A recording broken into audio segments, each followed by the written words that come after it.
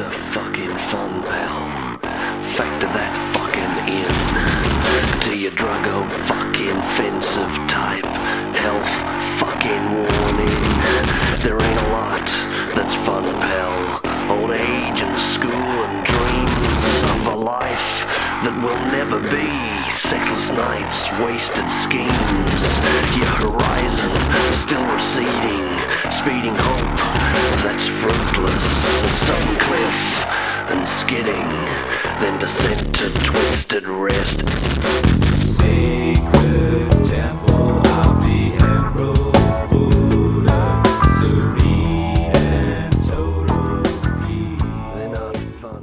I don't know what made me even want to do it. I just thought it's like I speak to enough people. I mean, it's like, why not? And then everybody I've asked said yeah, so I've been like, okay. Oh yeah, well that's good. Are you recording now? Have you started now? Yeah, but I can just edit things out. Right. I can edit Well, everything out. fine, yeah. Well, yeah, no, you ask people from wrestling. We like to talk about ourselves. Yeah. That's fine. Basically, that's the beef of it, Andy. It's all about the ego and everything, but it's fine. I liked it because a lot of the people that I speak to on like a sort of general basis, where be like yourself or Joe or Alton Thorne or things like that, everybody's always really nice to me. And they've no real reason to be like overly nice to me, but everybody's always nice to me. I quite like that. So, and it's a lot of things with deathmatch wrestling as well, as even for people from the States or Australia or anything. Is everybody's fucking nice and friendly. There's not a lot of, I mean, there probably is a lot of politics and people that do hate each other, but in my experience, everybody's been relatively all right. Yeah. I mean, I've been involved in wrestling for probably about 8 years now. Yeah. But in the deathmatch side of things, only about half of that. But it's a totally different world to the other side of wrestling, really. I come from the history of being in bands, shit like that. I noticed that you use The Fall on your... Yeah, but they're my favourite band of all time, without... Oh, really? Yeah, yeah. Really? So, that's what I did for years. I was in a touring band. I was in a band called Fix It Kid. Okay. We actually did a couple of Peel sessions. Oh, man, that's cool as fuck. Sorry, I've forgotten what I was talking about. No, it's alright, man. You're saying about the intro and The Fall and stuff like that. Oh, yeah. Man, like, not their old, like, the thing is The Fall are my favourite band of all time. Their old stuff, 70s, 80s, I don't want to listen to any of that shit, I don't care. But when it's from about 2008, when I started seeing them until Mark died in 2007, I think I saw them about 44 times, all over the UK. Yes, I just... with a different lineup, probably. Oh no, but by the time I saw them, they had the same lineup until he died. So for this was the the last band when they done their last 1, 2, 3, 4, last like 5 or 6 albums was all the same guys, and then they done another band that isn't as good because it's got somebody else singing and I can't be arsed, but called Imperial Wax. I don't know if you've heard of them.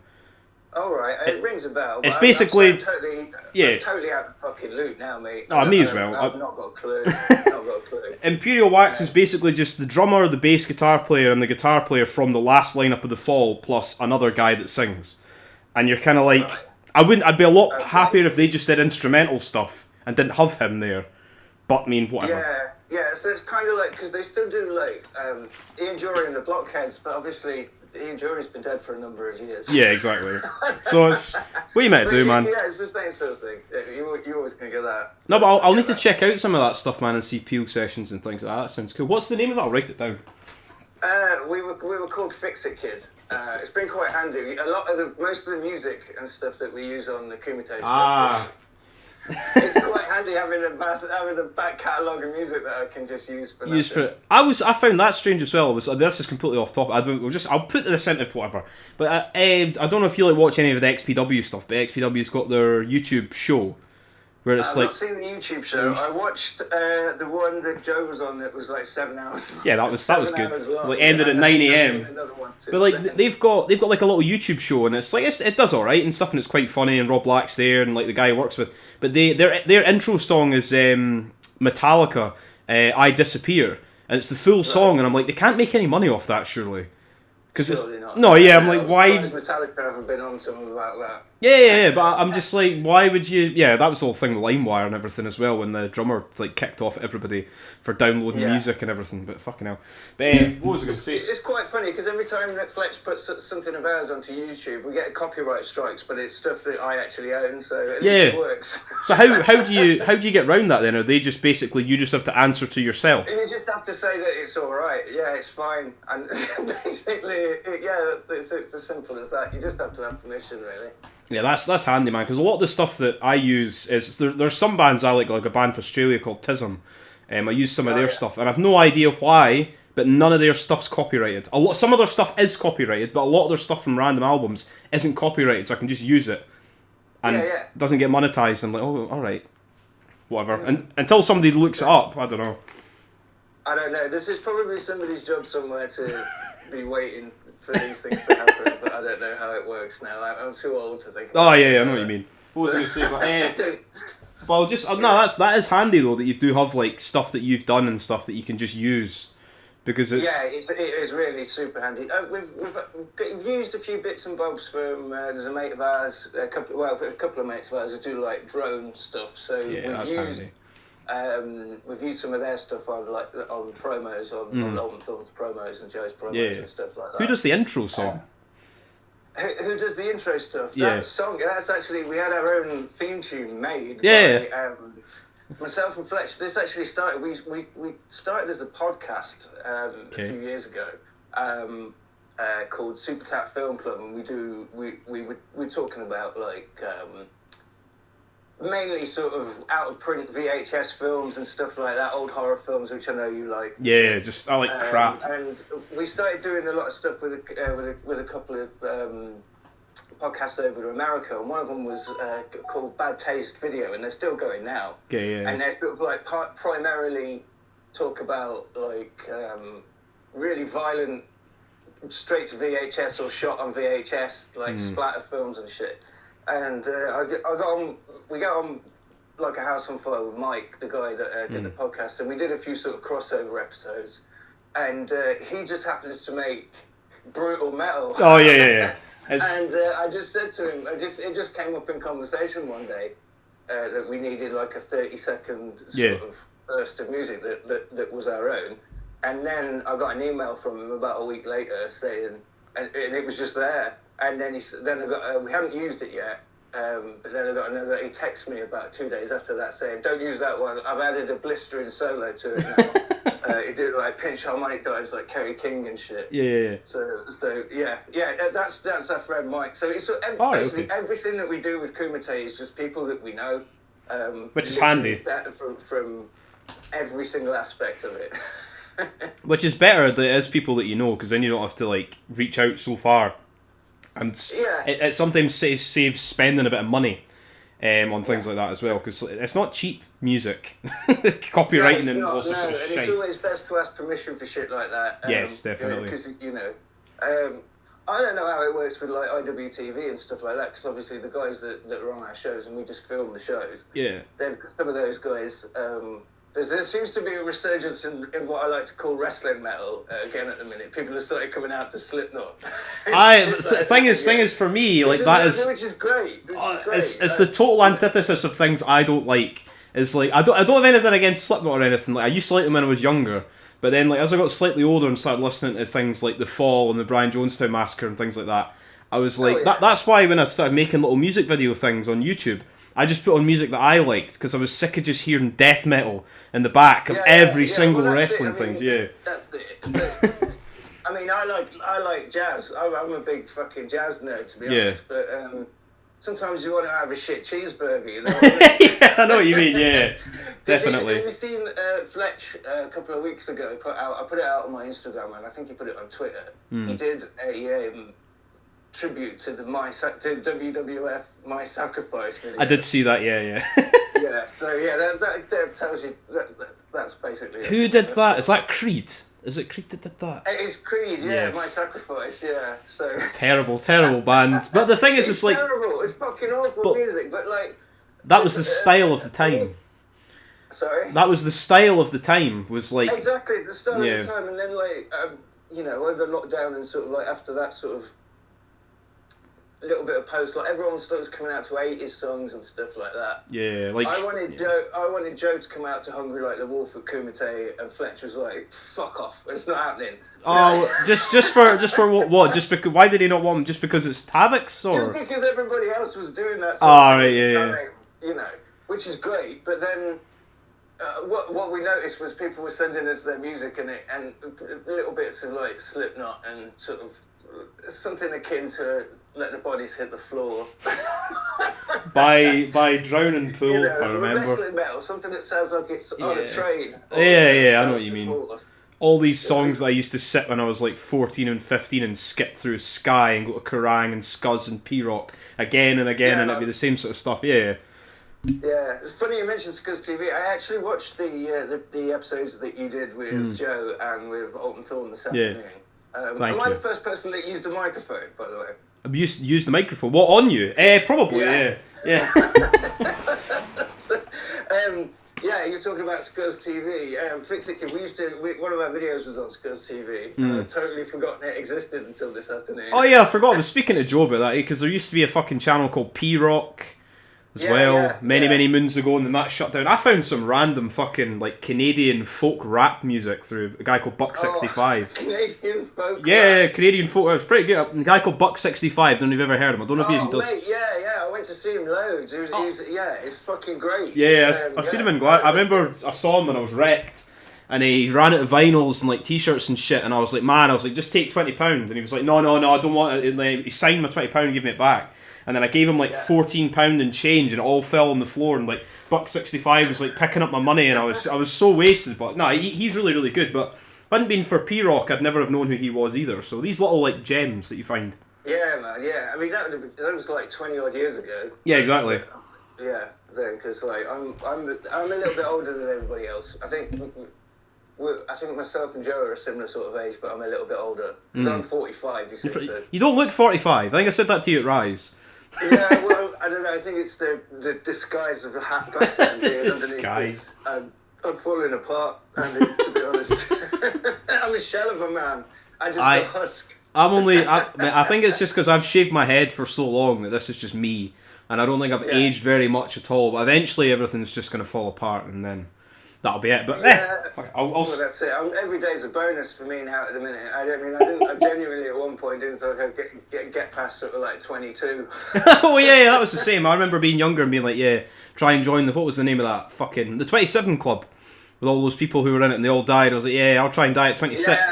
Yeah, like but Bane and everyone. And then you outlive them and you're like, oh right, it's great. Yeah, you end up. Yeah.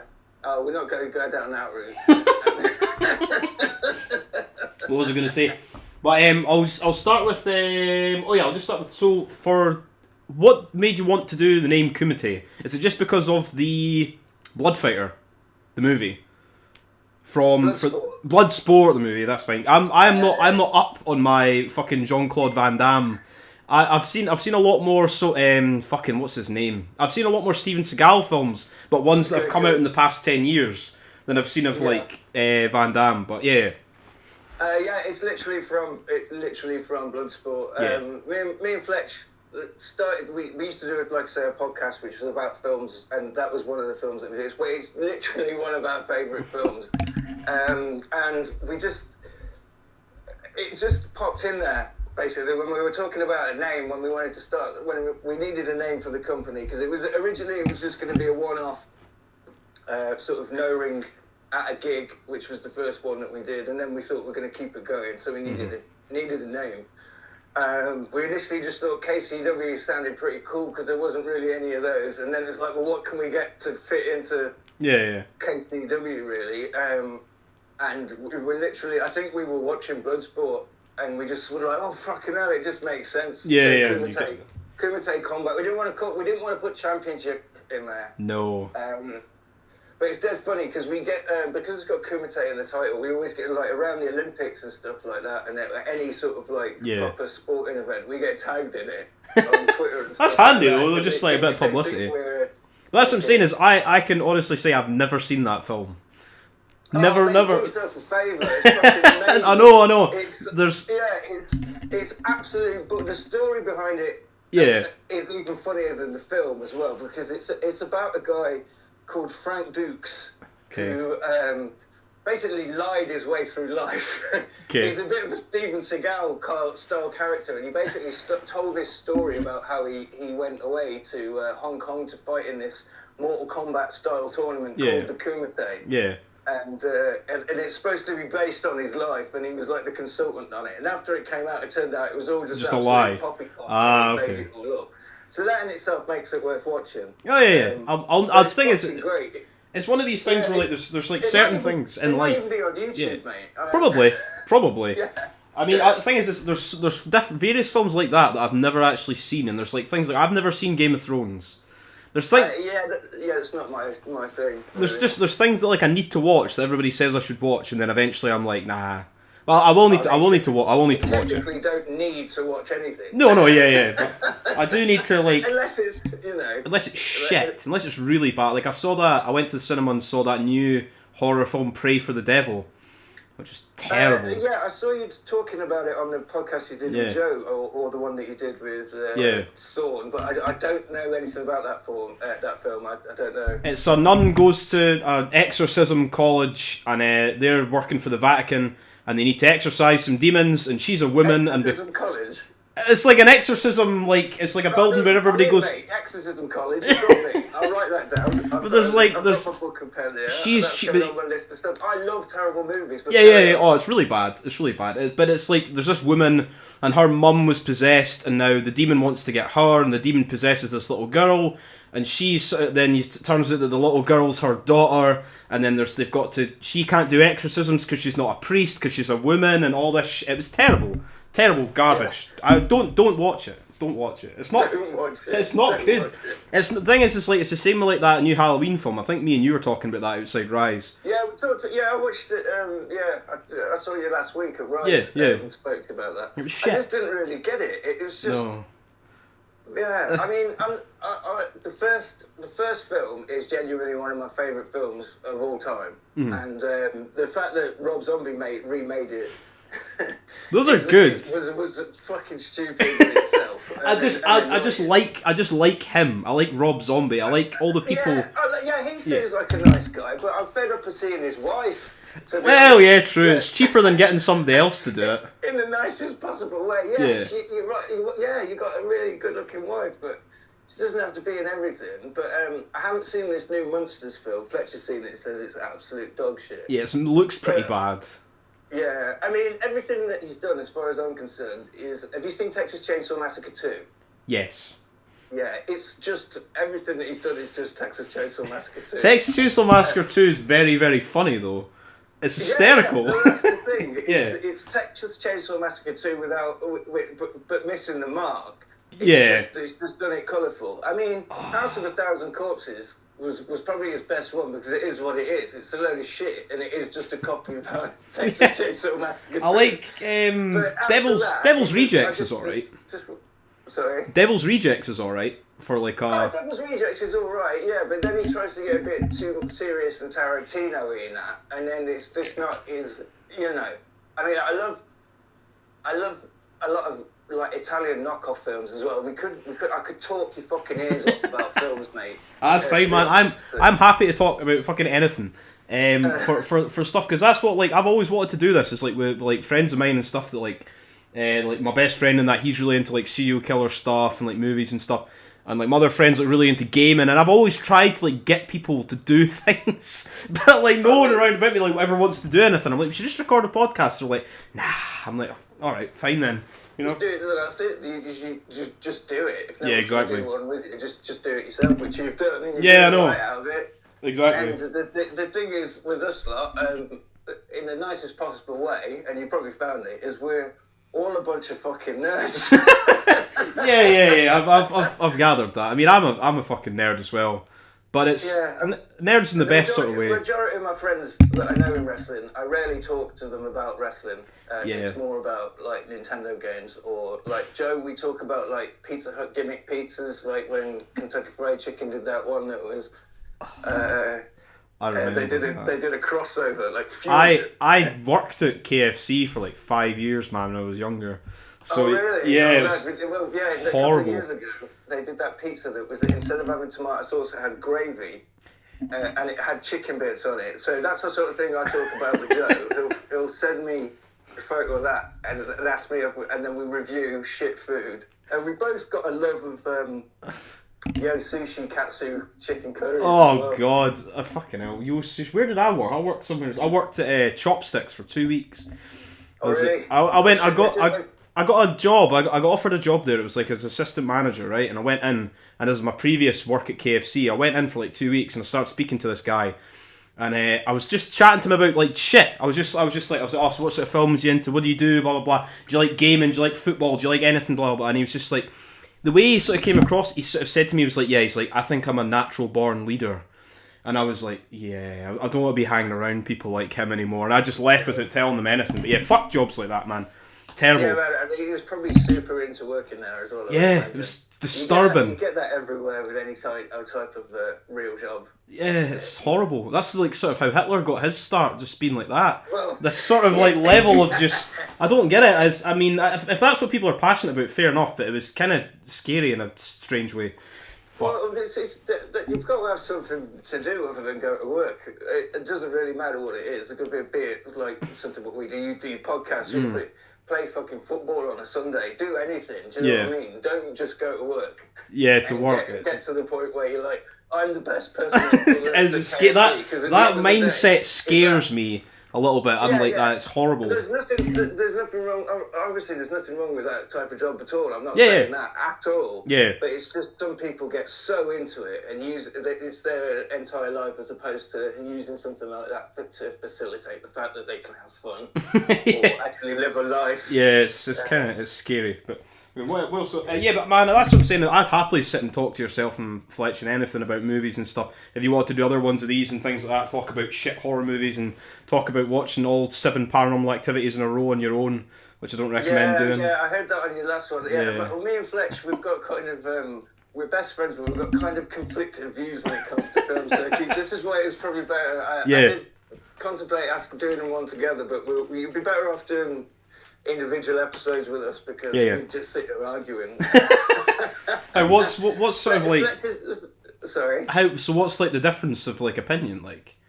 Well, I like a lot of old 80s films, and I have ADHD, and I like to watch the same things over and over again. I watch the same sort of. I've got thousands of Blu-rays downstairs, but I would probably watch about 10 of them. And it drives Fletch mad. One in particular is Fast and Furious. I'm obsessed with the Fast and Furious films. They're terrible. I love them. Yeah. That's what's funny. But I've made Fletcher hate them. Yeah, okay. So, because every time I came round at one point, I was watching something from Fast and Furious. And so every time I'm watching, there's one bit in particular that I always send him a video of, just because I know it pisses him off. There's a bit in, I think it might be, it's either 7 or 8, where it's one where The Rock's in hospital and he's out of commission and his arm's in a cast for the entire movie. Yeah. And then he's sat there in bed and he sees it all kicking off on the news. And he stands up and he flexes his muscles. I know, but oh my god! The cast explodes and he goes, "Daddy's got to go to work." Oh my god! I've probably sent him that about 50 times, and that's not even an exaggeration. I've only seen the first couple of them, and I was like, "This is enough for me." Stick with it, mate. I mean, when you think about it, the first one starts. They're stealing like DVD players, and then by the end of it, they're in space.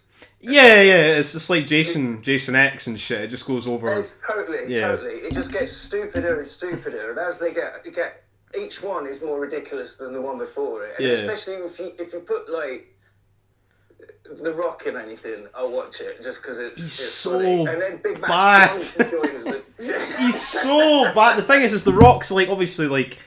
You're older than me, but when we were younger, like The Rock was fucking boundless, endless charisma. And then you see him in garbage like Red Notice with Ryan Reynolds and that bird from Wonder Woman, and it's just shit. And it's I've not seen that. I don't watch it. I would highly recommend not watching that. But I just think it's like he just seems kind of bored. Yeah, He always yeah. he doesn't It's not seem the like he's same. having a laugh. Yeah, that rings true because on Friday night I was watching SummerSlam 2001 when he fought Booker T, and I was like, this isn't the same. No, yeah. Shaw. But mate, watch Hobbs and Shaw. Hobbs and Shaw. It's like it's a spin-off. You don't have to see. Is that The Rock and Jason Statham? Yeah, Jason Statham just speaking in the language of banter. Okay. Just constant. Have you ever seen Tango and Cash? No. That's an 80s recommendation that just makes no sense whatsoever. I'd watch that. It's got Kurt Russell and Sylvester Stallone as That sounds these good. cops that are never going to get off. But yeah, it's similar to Tango and Cash because they just speak in banter. They speak with their dicks. I see what you mean. And it's brilliant. But Fletch fucking hates it. Fletch likes real. He goes to the cinema. Like the other day, he went to the cinema and saw like two nice. I'll just say it, just because he'll watch this and it'll arty films on his own, and he loves it. He loves. I like arty films. Yeah, he loves really miserable films about witches. He's a guy me too. Oh yeah, I love like stuff like even like the film The Witch and like things like that. Yeah, that's his favourite. The guy that made that because that was made by the guy that made The Lighthouse. That's a fantastic movie. I love that. Yeah. It's just two guys getting drunk in black and white for like 2 hours. It's great. That film's amazing. Yeah, I didn't see that until quite recently. It's very good. Yeah. So yeah, he likes stuff like that, which I do like. But I'll watch something like that, watch and go once, and then go, "That's amazing." But does anybody fancy watching Police Academy 4? That's because it's like for me, it's like when me and my girlfriend we went and saw that Pray to the Devil, and she was refusing to go and see it. She's like, "It's gonna be shit."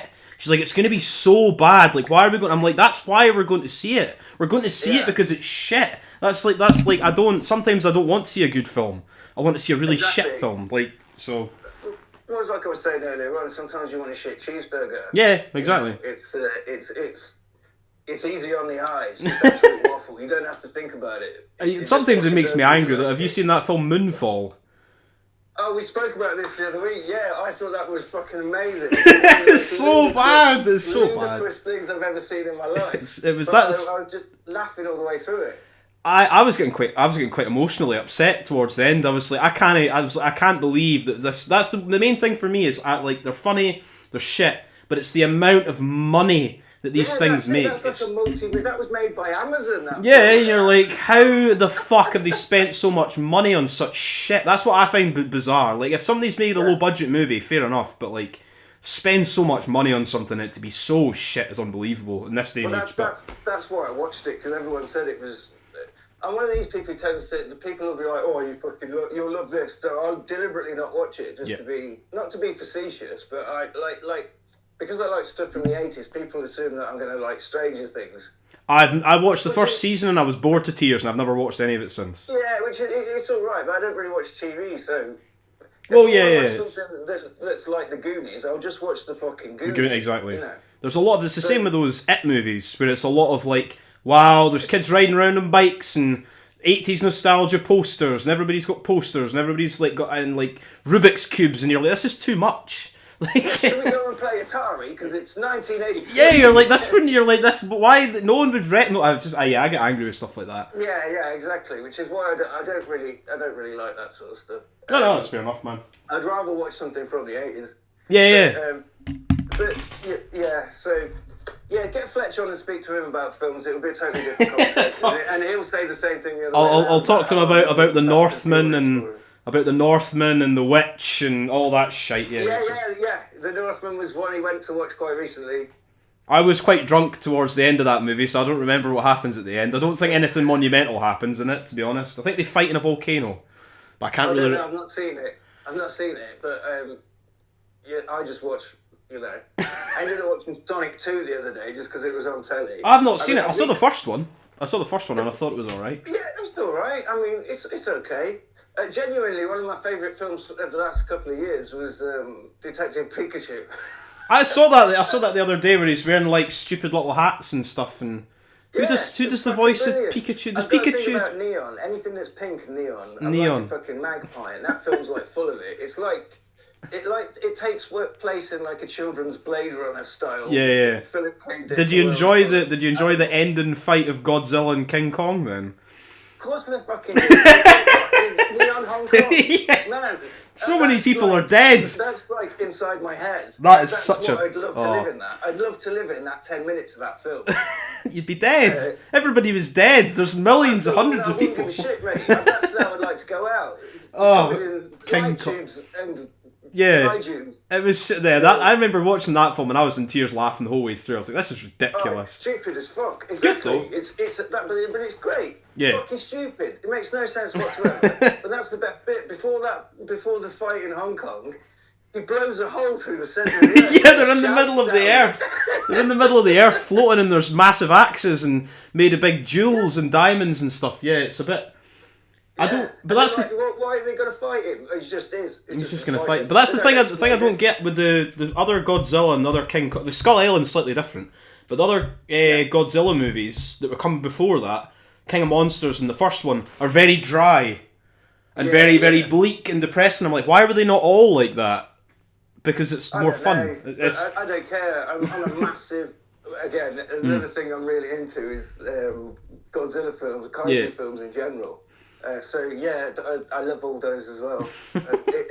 Any era of it. Have you ever seen the original Godzilla versus King Kong? Probably. I went through. I used to watch. I'm sure I used to watch them a lot. The guy who was the angry video game nerd on YouTube. Oh yeah. He done a thing called Cinemassacre where he reviewed all these movies. He done like a big, huge list of like all the Godzilla films. I've seen little clips. I've seen some of them, but I've probably seen it through him. But I've not seen like that much Godzilla, like old Godzilla, like black and white and 80s, 90s and stuff. They're ludicrous, but they're so different. The tone can be so different from one to another. Some of them are like really serious horror films, but then like for example, like the original Godzilla versus King Kong is about it's about an ad agency. Somebody's got King Kong for this as an age. Oh God, it makes no sense. One of them, there's an ad agency that's got King Kong to advertise these berries, so they have to go and find Godzilla to try and get him to work for their ad agency. That sounds alright. I'd watch that. Yeah, but it's worth watching. There's a lot of them. There's a lot of smoking children smoking cigarettes in those. Well, I mean, the Flintstones used to do adverts to advocate smoking for children. Yeah, exactly. Yeah. Well, I mean, yeah. What a time to be alive. But it was fine. Nobody cared so much back then. But anyway, I'll move it. I'll firstly go on as well. What was I going to say? Oh yeah, what were we going to say? Sorry. I was just really going to say we've not spoken a fucking jot about wrestling yet. I'll try and speak about some sort of wrestling. A lot of the stuff's based. There's funny things I've got to speak about the Kumite names of the shows, which confuse me. I might go on to talk about that just now, actually. So I'll go through the Kumite shows in order, and then I might ask you about that then. But I was going to say, from what first got you into deathmatch wrestling? Because you say you're about 45, so you would have been. What would it be? ECW, or would it have been like what got you into like blood and violence and glass? Oh well, it was probably a little bit. Yeah, the first wrestling I ever saw was World of Sport. I used to watch that at my nan's on a Saturday, like a proper old man thing to say, mate. But yeah, then Tony Walsh, who was a wrestler for World of Sport, was one of my dad's mates. Okay. Well. So we used to watch World of Sport, and then when that finished, they replaced it with WCW on ITV. So my first exposure to wrestling really was WCW, and then I got into WWF. So, and then, but when the time I got into WWF, not long after that, was when like Ric Flair came into it. Loads of people came in who were coming from, and I knew who they were. So I was super into the old wrestling magazines. I like Wrestling Illustrated and stuff like that. And then later there was Power Slam, but this was like a bit before that. Yeah. But sort of like it was seeing stuff like Cactus Jack all the way, really. Photos of him and Abdullah the Butcher with like jibbing each other with forks. Seeing that as a kid, like in full colour, and you know, it was just great. And then obviously with some of the WCW stuff, and the NWA matches, you get like the old cage matches with like Dusty Rhodes and Ric Flair, and they're just like beating the shit, like bleeding. Yeah. Just bleeding. There's just something about it. And then I remember.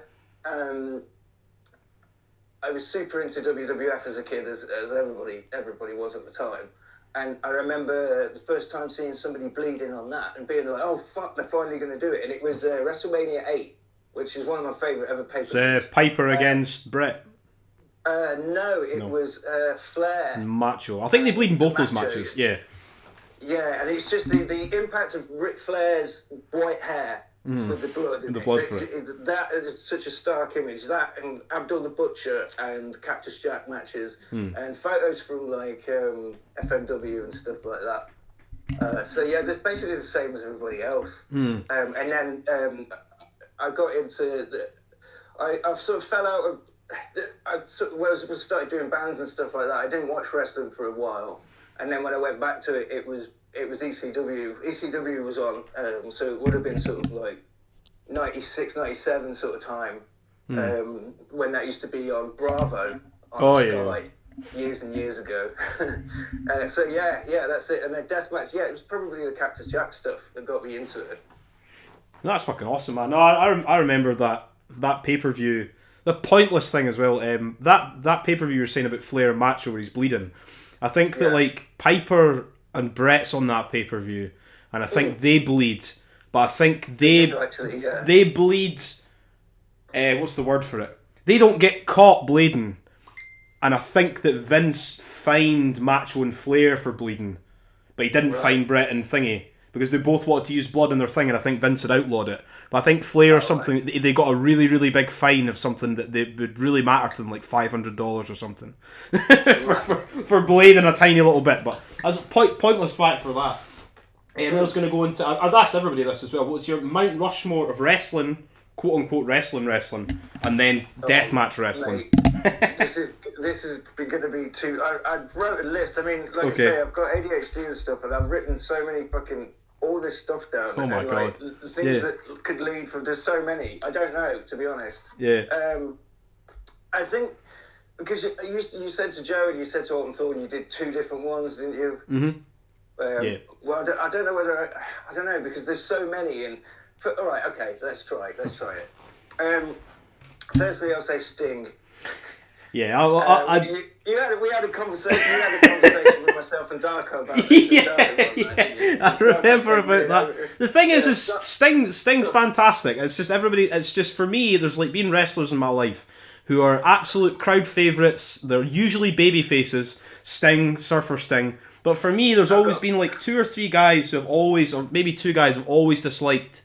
And there's nothing about them as wrestlers. There's nothing about them. There's Rey Mysterio and Sting. I just don't like people that have been career-long... I mean, Sting did turn heel sort of there and then. Like, career-long baby faces. Yeah. I mean, that's just always because I've been a cunt and I've always liked heels more than baby faces. But no, Sting's fair enough. But yeah, it's funny, me and Darko arguing about Sting. But, you know... Well, that's where, I'm 45, mate. I'm going to say something like Sting. Yeah. But yeah, I think it's because that was the first... I think the first WCW I saw, it was a Clash of Champions, and it was Sting. I remember Sting being on there, and Ric Flair, and Rugged Ronnie Garvin always sticks in my head. Just because I love the name. But yeah, Sting, just because it was my sort of like my first introduction to American wrestling was Sting. I was like, it went from like Big Daddy and Giant Haystacks to who the fuck is this guy? Do you know what I mean? And it was Sting. And then I also like the Ultimate Warrior. And a lot of the wrestlers that I like turn out to be problematic people. Well, I mean... so that's what the list is. Okay, that's fine. I mean, Warrior and Sting were tag partners when they first came in, I think. Exactly, yeah. And that's it. And they were basically the same character. Well, no, they weren't the same character at all. They're totally different. Yeah, that's kind of how they were marketed as. He was marketed as the WCW's Ultimate Warrior, and vice versa. Yeah, they've got pain. In the 90s when they did Renegade. Yeah, I mean he was Renegade, which I felt got a bad rap when he came in. That was funny though. When WCW did that and they put him on for a buy rate and they said it was a big Ultimate surprise and everybody bought the pay-per-view and it was the Renegades and not the Ultimate Warrior. Yeah, that's typical. I mean, but I love WCW. That's the main thing that I like. But yeah, I can't remember what the question was, Andy. Oh no, it was You just got me for. talking about. Oh yeah, it was the Mount Rushmore. Yeah. Yeah, I said Sting. Mm-hmm. So, and then thinking about it, it'd have to be The Undertaker, because he was my favourite WWE wrestler, WWF wrestler at the time. Because I remember I saw his first match when he came in, and all the build-up when he was part of the $1 Million team at the Survivor Series. Yeah, and yeah. I remember in the magazines, obviously it's way before the internet. This is what, 1990? Yeah, 1990 So, Survivor Series. He comes in with Brother Love. Yeah, exactly. Brother Love, and in all the magazines and stuff, it had the whole lineup for Survivor Series. But for Ted DiBiase's team, it just had a black silhouette and question mark, and it genuinely was like, oh, who the fuck is this guy? And when he turned up and he was the first, I mean, even as a kid, I've always loved horror films, so he was the first sort of thing on a WWF sort of show that was a bit like that. So I instantly liked that straight away. Because I was just a massive greb when I was a kid, so yeah, I love The Undertaker. So much so that I moved into my dad's house briefly, and I painted a mural of The Undertaker on the wall. That's cool. That's cool, man. I always did like Taker, but then I think when I was watching WWF and stuff, he was. I think I said this. I can't remember which one it was. I was like heel Taker when he was beating up fucking Maven. And beating up Ric Flair. When he just looked like an angry dad. Yeah, when he was just a cunt. He was the hardcore champion, and he beat the fuck out of everybody. It was great. Yeah, and he was that Royal Rumble where he beats the shit out of Maven, and didn't he chuck him into a popcorn machine? I think so. Yeah, Maven comes out and drop kicks Taker, and Taker goes out, and then he just chases Maven backstage. Yeah, I like that. But yeah, the Undertaker for like 1998 and 99 and things like that, with the Ministry and everything, and the Brood and all that stuff. Yeah, it's all good. I mean, I like the fact that a good bit of thing, like when he was a normal man for a while, and then he died, and then he came back as the ghost cowboy again. Yeah, and then he was. There's not enough. I mean, as much as, excuse me. I love hokey shit because I love WCW, and there's not enough of that in wrestling as far as I'm concerned. So No, true. You need people playing characters, because at the end of the day, as much as people hate me saying it, it is watching people pretend to fight at the end of the day.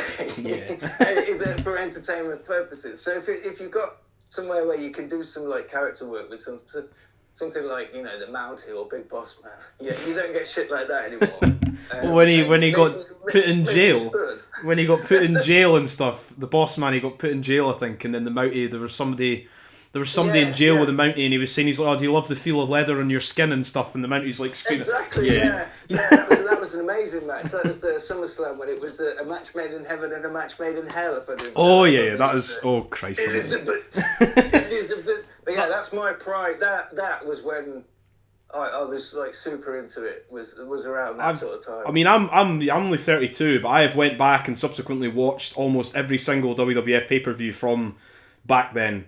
For better or for worse. Shit happened that for a while, but I'm going to say that because it's the same. I mean, it's the same with anything. That's what it's the same with anything like Star Wars or whatever. You're going to like the ones that came out when you were a kid and think the new ones are shit, no matter what. So it just sort of changed, and then that's why sort of when Lex Luger came into it. Lex Luger came into it, and he did that thing where he went around the country body slamming people. But they spent so much time and they spent so much money on making him this big babyface champion, blah blah blah, and then he didn't win the belt. No. What's the point? He was supposed to be like the replacement for Hogan, basically, wasn't he? And it just totally fell on its ass. But, at least give him a try. He could just win, like have him win the belt at least, because he wins that match as he loses by count out. I think he knocks Yoko out the ring, and then it's a count out. He wins the match, but he doesn't win the belt. And then there's all this confetti and balloons come down, and you're like, he didn't win the belt. You should have at least given him the belt for a couple of months, for fuck's sake. What a waste of time and money for everybody that was. But I mean, whatever. Yeah. I mean, I watch the most. I watch wrestling now, but I mainly obviously just watch Deathmatch wrestling. Yeah. And I still watch old WCW, and that again drives Fletcher mad because I don't want to. Why are we watching Halloween Havoc 1997 again? Ken, yeah. That's true, but I mean, that's the thing with deathmatch wrestling as well. There's so much. There is so much. Even now, I'm trying to get through like 14 shows from like the last couple of weeks. Yeah, it's insane. It's insane, especially in the last couple of years. Yeah, I mean, definitely. When I sort of got involved in it, sort of just before it all sort of kicked off. I think obviously it all kicked off over lockdown with America being able to have the outdoor shows. Being able to have like the ICW with the first one, the Deathmatch drive-in and stuff like that. So obviously it brought it to a bigger audience, and then you end up with like Nick Gage on ITV, which is mental. Exactly, man. That was insane. I loved that. He's my favourite wrestler of all time, without question. Is Nick Gage. But you know, it was nice to sort of catch the tail end of before that sort of all happened, sort of thing, before the big explosion, if you like. Because I was working, I worked for BWR for a few years, and then that led to working with Rise, and that's how I met Joe and stuff, and that's when I got the taste for it then. Oh, this is amazing. And then over the course of the time that we were doing it, it sort of like blew up everywhere. Really. Yeah, it's insane. It's the sort of thing where now there's so much deathmatch wrestling on IWTV and Fight and everything that I don't actually have to watch any other wrestling.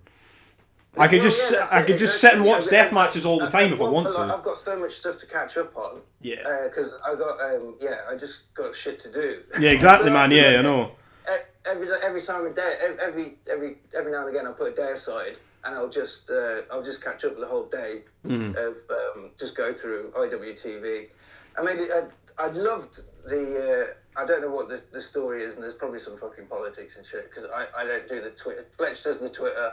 I do the Twitter. I don't do Twitter at all. I've got Instagram. I see it like this. You know, are you familiar with Lost Boys? Yes. The line, if I've got a TV guide, I don't need no TV. That's basically how I see it. Fletch is my TV guide. He's my just get him to tell. He just tells me what's happening. Yeah, I get you. But yeah, I really enjoyed watching No Peace Underground on there. Awesome, yeah. Yeah, I really enjoyed those no ring shows, which is kind of where we stole the idea from. In the first I was gonna ask you about that. So, are you like for yourselves? Do you think you'll go back to doing some no ring stuff? Yeah, I think we will do at some point. But it was just so difficult to. Oh yeah, I was going to get to that as well. Yeah. Doing no rings, carrying on with doing the no ring shows. The first two shows were insane that we did, which is kind of what we did it on purpose. We wanted the first things to be kind of an explosion of what we can get to, but just sort of more of an experience for people. You know, not a lot of people have seen hardcore wrestling, let alone deathmatch wrestling. Excuse me. Oh yeah, especially, man. In the UK especially, it's. I mean, aside like there is some other companies that do death matches, but now there's Rise, there's you guys, and there's TNT when they want to do death matches, and that's about it. That's about it. Yeah. And that's good. That's good because it just goes to show it's all the same people that are working those shows as well. Yeah. You know what I mean? Because it's all people that we know what we're doing. Obviously, there was an incident that happened in the summer with some people that aren't even worth talking about. Yeah, fuck them. But that just goes to show what happens if you don't do things properly. Mm-hmm. So, but yeah, I'd love to do some more no ring shows. The initial thing was we wanted to just do no ring shows. The first show, like I say, was bonkers. We did a no ring death match with Big Fucking Joe, Danny Darko, and Alton Thorne. Yep. On the dance floor of a pop world. I don't know if you've ever been to a pop world before. I think when I was in Derby the day I came to the KCW show at the Vines, I'm sure I walked past it. I'm sure I typed it in my phone and I walked past it just to see where it was out of curiosity. It's not too far away from the Vines, is it? No, it's just around the corner. But yeah, it's basically like it's a theme bar that they do like 80s cheese nights, and it's like and they do student things. It's basically the last place that you'd expect to see a death match, but probably even wrestling. But you wouldn't expect to see what we did in there. Yeah, exactly. But I mean, that match was that show intended to be more than just that, or was it just going to be the one thing? It was, well, this is it. It was there was a gig. We had a band on that. We also had a comedy match on beforehand, but we had a band on, and then we had the death match as like the main event of the night, sort of thing. Then the second one we did 3 matches, 3 death matches, and then by the time we started doing full matches, I don't like, you can't have 6 to 7 death matches unless it's a tournament. Otherwise, it's like white noise. It's like a washing machine. There's no ups and downs or anything. So it's the same as anything. You've got to pace it out. Yeah. So it was more like we wanted to just do it, and so like we can do something mental. The guys at the venue, they knew exactly what we were going to do. We told them. Yeah. We even showed them videos of Joe and Cass were at Rise at Spooky Slam from like the year before lockdown. And showed them footage and stuff like that, and they were like, yeah, this is fine. And we kept saying, are you sure it's okay? Because we don't use a ring, we use glass. It's real glass, whatever. And they basically were saying, yeah, as long as you're done by 10 o'clock, that's cool. You do what you like. But then on the night, they basically... I don't think they knew... It was funny. Now, looking back at it, all of these things were terribly stressful at the time, but they've made amazing stories. Yeah, good stories, yeah, exactly. Yeah, but the first spot in that match really was Alton Thorne goes down and Joe and Darko start beating him with kendo sticks. And the manager... The actual manager had basically given one of his assistant managers to go ahead and sort this show out because he was into wrestling, like WWE and stuff like that. Yeah. And the first stunt, first thing that we did was attacking Alton Thorne with kendo sticks, and the manager turned to our medic, Alison, and said, "What the fuck are they doing?" And she was like, "Are you fucking joking? This is the first spot, they haven't even started yet." And then obviously, if you see, by the end of it, we're chucking shopping trolleys round and light tubes and... Yeah, we never got asked back. They basically blanked us. They shoved us out the back door. They basically fucking hoofed us out the back door. And we managed to get it all cleaned up in like 20 minutes. But Joe was squirting blood out of his leg. Have you seen the documentary? Yeah, I've got it on DVD somewhere. Because he was at TNT. He was literally just squirting blood all over the back, and they just shut the doors on us, basically. Told us to fuck off. Well, I mean, it's like I'm saying, it's making good stories, but it's professional wrestling. It's like obviously like things are obviously it's real glass and it's barbed wire and things like that, but it's still wrestling. It's still wrestling. I don't understand. It's like people just have such a problem with things that they don't understand, and I don't get that. It's like if you don't like it, just either in the first place say no, or give it a chance. Like what? Yeah. This is it. I mean, the one we did after that was even more mental because it was in the back room of a tiny pub and it was fucking insane. Yeah. And then we put that one on TV. But then we wanted to move out of Derby and do some shows in Nottingham, and we basically couldn't because I was trying to find. The first shows. I was trying to find out where they were because there was a couple. Hey? I was trying to find out where they were because there was like one or two that got cancelled, and I was trying to remember where they were. I'm sure one of them was in Nottingham at some fucking. What was the name of the fucking place? It's the Beer Keller. Yes, that was it, yeah. Yeah, we were supposed to do a show at the Beer Keller, and somebody basically went in and frightened them with the footage from our first show. Oh, right, okay. So, but yeah, we won't go into that, we don't need to. No, yeah, that's fine. Because it's all sorted now, but yeah, we had a couple of months of nothing but shit. Yeah. Just trying to get away with doing no-ring wrestling. People couldn't see the distinction between that and normal wrestling, you know what I mean? So we basically bit the bullet. We said we'll do a show with a ring and we'll do a full show. And the reason that like the format, the current format of the Kumite came about is because we basically did the first half of the first show as a decoy. Okay. In case anybody turned up. I was meant to be at the first show, the first Vines one, with Darko and Cologne. That was the first Vines one. Yeah. Yeah, But I that's never a made thing. it to that one. Yeah, but I mean, that show, even like from watching it on IWTV and everything, which is really, really handy that you guys have got stuff on IWTV, by the way, because I appreciate, like, even you and fucking Fletch's commentary is really fucking good as well. Thanks. Yeah, no, I like it because it's obviously like, it's weird though that you guys do commentary when you guys were there. Like in my head, I'm like, we do it in here. We do it in in here, this yeah. tiny room. Yeah, no, Just but it's as a but magic. I like it. I like you and him doing commentary together. It's very, very good, because a lot of the times when you see, like, for me personally, I want to do deathmatch commentary at some point, because a lot of the time when you watch deathmatch commentary in the UK or US or fucking whatever, a lot of times it's terrible.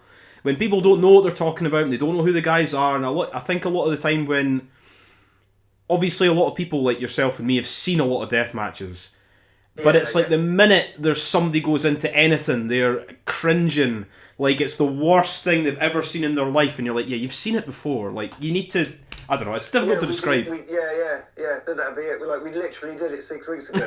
Yeah, exactly. No, but you and Fletch are really good for doing that. So hopefully for you guys going forward. So, would you want just it to be you guys all together? Or would you want to have anybody else like jump in? Originally it was myself and Magic Mark. Okay. Because that's how I know Magic Mark. Me and him did commentary together for years. He's in real life. Genuinely one of my best friends. Myself, Mark, and Fletcher did a podcast together, and the majority of it was myself and Fletcher. So I think it just comes from that. We've got chemistry. We don't do it. Yeah, chemistry. We don't do it like. It's not that we don't do it like normal wrestling commentators. We tried to do it where it's sort of like one does play by play and one does colour, but it doesn't really work like that. Yeah, I know so what you mean. It's better if we sort of take it in turns. A lot of commentary, like you say, sometimes it's terrible. I mean, Mark's great at it. He does it all over the place. He's like one of the best in the country that there is. But I totally get what you're saying about the deathmatch side of things. And you get a lot of especially on smaller indie shows with commentary. A lot of people trying to be comedians and get themselves over. Yeah. More than the actual show, which is like, as far as we're concerned, we're just talking. We're a part of the show. We're not the fucking show. We're not there to do a fucking stand-up act. Yeah, exactly. I know what you mean. We're there to talk about the rest of that. The rest of it, and put the story across. So yeah, that's good. Yeah, I mean, Fletcher's only. The first one that he did was the first one we did at Vines on commentary. So he's only actually done 3 shows. So he's picked it up really, really quickly. Yeah, but I've got the list of the card for that show on my phone somewhere for the first Vines one. Where the fuck is it? There we go. Handy having Cage Match, one of the best websites in the world. Unless you try and find results from TNT shows that aren't on there for some reason, which is handy. I was going to say, so we've got for the first show. Yeah, so that would have been, I was speaking to Alton Thorne about this as well, this would have been Antonio Gonzalez and Alton Thorne, Antonio Gonzalez's first death match. But for you guys, and obviously like, you've been in the business for you're saying like 8 years or whatever, and then obviously like, Alton Thorne's been in the business for maybe about the same length of time as you, maybe a little bit longer, I'm not too sure. Yeah, him and Kingsley are probably a couple of years longer. Yeah. We've all been doing it about the same sort of time, but those guys have been doing it probably 2 years longer than I have. So, but it's for like UK independent wrestling. I only watch deathmatch stuff. I'm not going to watch Progress. I'm not going to watch fucking, I'm not going to watch any of that shit. I'll watch you guys TNT and Rise. That's pretty much all that I'll go on. I mean, ICW in Scotland out of spite because I live here and I get given tickets by my friends to come to the shows, and I still go because it's still okay. It's still okay. It's not as what it used to be. I'm still going to the wrestling, but it's not the same as it was. But it's wrestling's wrestling, mate. Yeah, exactly. Wrestling's wrestling. But I'm saying, for Kumite, it's been like watching you guys. I've been introduced to a lot of people that I didn't know existed who I really like the Roughneck and Will Cruz and Thorne and Gonzalez and Tombe and everything. All these guys I would never ever have seen or even had aware that they existed until you guys had them on a show. So yeah, well, that's kind of the point of how that's how me and Fletcher like to book it, really. I'd like to point out this is by no means is Kumite a one-man team. It is definitely the two of us that do it together. If it was just me, we wouldn't be having this conversation. It's good. It's good to have a team though. It's good to have so you can bounce ideas back and forth. Yeah, we work really well together. We've been friends for years. We know each other. He's very sensible. I'm very erratic. So we put the two together. We Yin and make yang, one decent human. That's fine. So that's kind of how we want to do it. Is I've been working all over the country for the best part of 10 years. For most weekends, and then after a while it dried up. Obviously COVID and stuff like that. Yeah. But when it did, I was like, do you know what? I've had enough of travelling.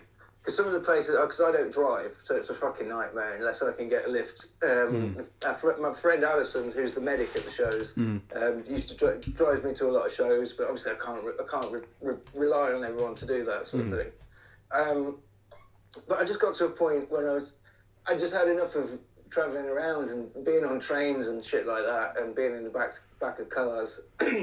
I've got real bad attention problems and stuff, so I just decided I'd rather do something closer to home, more local, but just bring like a collection of the people that I've met over the years of working elsewhere. Yeah. Just bring everyone I know, sort of thing, bring them together and benefit each other, really. Because that's the point.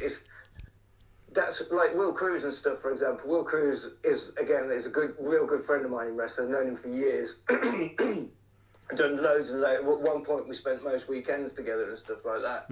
But he'll come because he's a friend. But we've got him on the show because he doesn't need to do our shows because he's on Progress. He's on Progress and 1PW, and I've seen him. He's at North Wrestling and things like that as well. Exactly. Now. Yeah. But we're all mates. But you wouldn't usually see him on a deathmatch show, and like half those guys you wouldn't usually see them. It goes back to what I was saying about it can't all just be deathmatch or hardcore because it's boring. If it doesn't matter what type of wrestling it is, if it's the same type all day, it's gonna get old quickly. Yeah. So mixing people up, especially with like Alton Thorne and Antonio Gonzalez and Tom B. I like to consider them sort of our guys, not that Joe and Danny aren't, because we consider those guys to be the Kumite originals. Yeah, exactly. Well, they were their very first match, the very first show. Yeah, exactly. Yeah, exactly. So, but the fact that now Antonio Alton Thorne, I mean, he's like, I joke about it. I said like when we started this, because I dragged him into all of this. And I said I was going to turn him into my deathmatch John Cena. But he's had like a fucking wild year. Yeah, definitely. But, and that's down to not sucking my own dick or whatever, but that's down to our shows. The same as Darko. Darko went against Cologne, which we wouldn't. Nobody expected Darko to win that match. No, yeah, I certainly didn't. I was so fucking happy. I was so happy. I'm a huge mark for Darko. Yeah. Yeah, the reaction was insane, and then that's doing the same thing, but on sort of like on a global level. You're getting Alex to come over and shine a light on Darko. Mm-hmm. The reason being, obviously, because Joe's already going to ICW and stuff like that, and Clint's doing that. So Joe's always going to be. Joe's our biggest draw, and will always be. He's Deathmatch Wrestling. If you type in Deathmatch Wrestling or Deathmatch Wrestling UK, he's the first name that comes up, without question. Exactly. Yeah, and for a fucking good reason, because the man's a machine, and he's amazing. But in order to build a company in your own roster, you can't rely on those people. Yeah, I know what you mean. It's a matter of piggybacking other people that you know are capable of working with them. Yeah. And then you get them to a totally different audience. And that's sort of the point of it, really. Bringing my mates, bringing people that I've met from all over. Bring them to you where you are. Yeah, exactly. Yeah, exactly. But that's the thing, man. Is because it's like traveling and stuff is shit. And if you can make people travel to you, and you can make it fun, and you can make a couple of fucking quid at it, why fucking not? You know what I mean? Yeah, I mean, well, fine. You've probably noticed it as well because you've been to all three. You've been to TNT, you've been to Rise, and to Kumite. It's the same people. Yep, it's the same guys. It's the same people in the crowd. There's a core of about 50 to 100 people that aren't even from Derby that just come every time. Yeah. Even if we just put up a poster and said it was Kumite, they'd come. Yeah, exactly. You know what I mean? And that is fucking amazing. That's the difference between this and other types of wrestling that I've done before, I think, is that because it's such a niche thing, especially in this country with only having the 3 companies that are doing it properly. Yeah. I find it we find it mind-blowing that we've only been doing this a year and we're considered one of the 3. Man. It's good. It's for me it's personally, like, well, man. I'll watch any sort of wrestling, but I will only travel for blood and violence. Yeah, That's the only thing is I'll not traveling for it. I mean, I did travel to Clash at the Castle, but that was against my will because I was bought a ticket. Well, that's a different type. Yeah, of thing. exactly. That's like going to fucking Disneyland. Yeah, exactly. You're not going to. I really wish I'd gone to that because basically everyone I knew went to it. And I was in the house on my own that weekend, and nobody was around to go to the pub because they'd all gone to the wrestling. So I was just watching it on my own. It was insane. It was really good. But it was my birthday was the day after, and me and 3 of my friends. None of them really like death matches or stuff. One of them likes AEW a bit and things like that. But we all went, and then we stayed the next day for the AEW pay-per-view where CM Punk sort of torpedoed his own career, and so we stayed and watched that, and we were paralytic, so we were there for a couple of days. It's just a birthday drinking trip. But in general, I would only ever go if there's glass and barbed wire and violence. So that's why I'd only ever really travel to you guys or Rise or TNT if they do a tournament. But speaking of tournaments, are you guys intending on doing a tournament? 'Cause I think that'd be fucking awesome. Yeah, I mean, we'd love to. Everything is all dependent on money and venues and stuff like that. I mean, we were hoping to try and get another show in before the end of the year, but that's not looking too likely at the moment because the venue that we were wanting, obviously, they were closed for best part of 2 years because of lockdown. So they've got we basically asked if they had a day available 6 weeks in advance, and they had no chance. Because they'll have at the moment. We're in the throes of trying to sort something out. Worst case scenario, we're back at Vines from April next year. Yeah. But those guys basically saved that fucking bacon. Yeah. At Vines. They are the nicest people to work with. They're on top with all the insurance and the legal side of and things, a cheap and the pint licensing and all that. Cheap pint as well, which just makes everyone gets absolutely shit faced at the show. Yeah. And they let us do what we like, and that's because they're old. The people that run it are old friends of Fletcher's. So again, that sort of they know that we're not going to fucking wreck the place. Well, we are going to wreck the place. We're going to do it in a controlled destruction of the. But that's the thing as well is for not necessarily every deathmatch fan. Or not necessarily everybody drinks and smokes and stuff, but majority of deathmatch fans drink and smoke, and they drink a lot. And in my experience of going to wrestling shows, deathmatch people drink a lot, so it's very very handy for them. They make a lot of money out of that as well for the people that are there. They do. Yeah, I mean, excuse me, pardon me, I'm drinking. I've seen that. Yeah, it's gassy. It is very gassy. Yeah. Well, they're not usually open on a Sunday, so anything's a bonus really. So they're taking.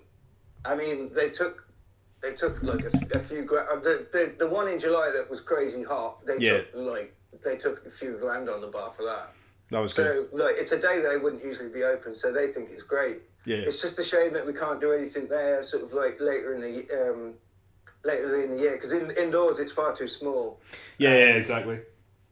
I'd love to do a no ring in there, but it would be the tickets would have to be about 80 quid. And have about 5 people in there. Yeah, I mean, are you still just sort of looking for just to more or less just run things solely in Derby, or are you wanting to like try and branch out for doing stuff?